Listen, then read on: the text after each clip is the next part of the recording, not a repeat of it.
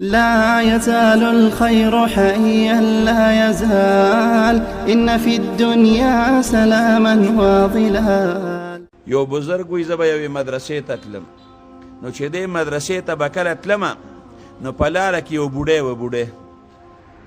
هغه بوډۍ به دروازه کې ناسته وه،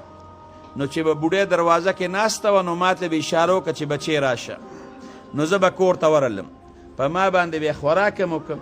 په ما باندې به یې څښاک هم وکړه، زه به یې ښکل هم کړم، ډېره زیاته مینه به یې راسره وکړه، لږې پیسې به یې هم راکړې.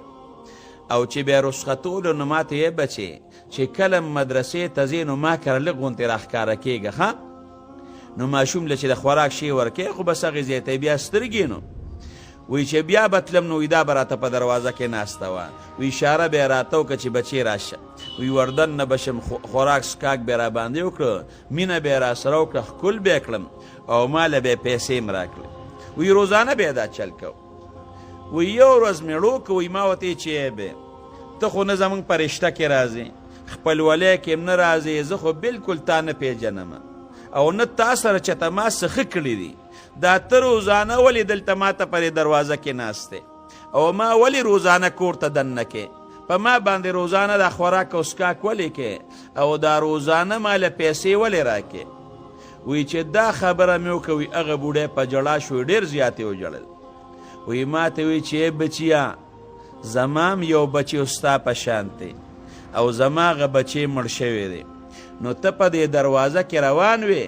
نو چې مې درته وکتل نو بلکل لکه زما د بچی په شان قدمونه دی غیشتل او دا شکل دې لږ لږ زما د بچی په شانتی دی، نو زه چې ته ووینم نو په تا د هغې خپل بچي مینه ماتومه چې دی خو داسې قدمونه علي چې زما هغې مړ بچي به اغېشتل، د ده شکل خو لږ لږ داسې لکه څنګه چې زما د هغې مړ بچي و، نو خوراک هم در کوم، څښاک هم در کوم، ښکل یم که مینه هم در سره کومه، ما ته پته ده چې ته زما زوی نه، خو شکل دې زما د بچي په شانته لږ لږ دی او پیسې هم دله در کوم. نو علما فرمایي چې کم انسان د بوډۍ ته وګوره د خپل بچي مینه پې ماتوي، څونه مینه ورسره کوي ځکه شکل یې لږ لږ د هغې د بچي په شانته دی. نو که موږ او تاسو خپل شکلونه د دواړو جهانو د سردار مبارک په شانتې جوړ کړو،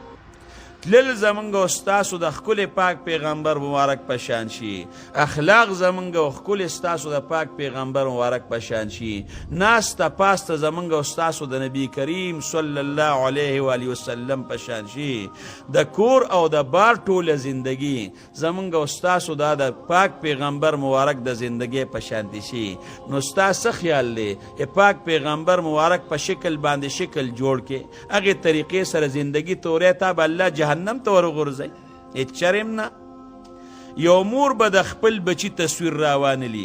د خپل بچي دا تصویر راوالي او دا په اور کې غورځوي، یو به غورځوي؟ مور د خپل بچي تصویر شلولو ته تیاره نه ده، اور کې غورځولو ته تیاره نه ده. نو چې موږ او تاسو خپل شکل دا د دواړو جهانو د سردار مبارک په شانتې جوړ کړو، انشاءالله رب العالمین به هم زموږ او ستاسو دا وجود جهنم ته نه غورځوي، زندگی به د پاک پیغمبر مبارک په شانتې تیرو. ما درته وی چې بار بار الله قرآن حکیم کې څه وایي؟ اطیعوا الله و اطیعوا الرسول، رسول سره ځان له اطیعو راوړي چې د الله تابعداري کې د رسول الله مبارک تابعداري به هم کې.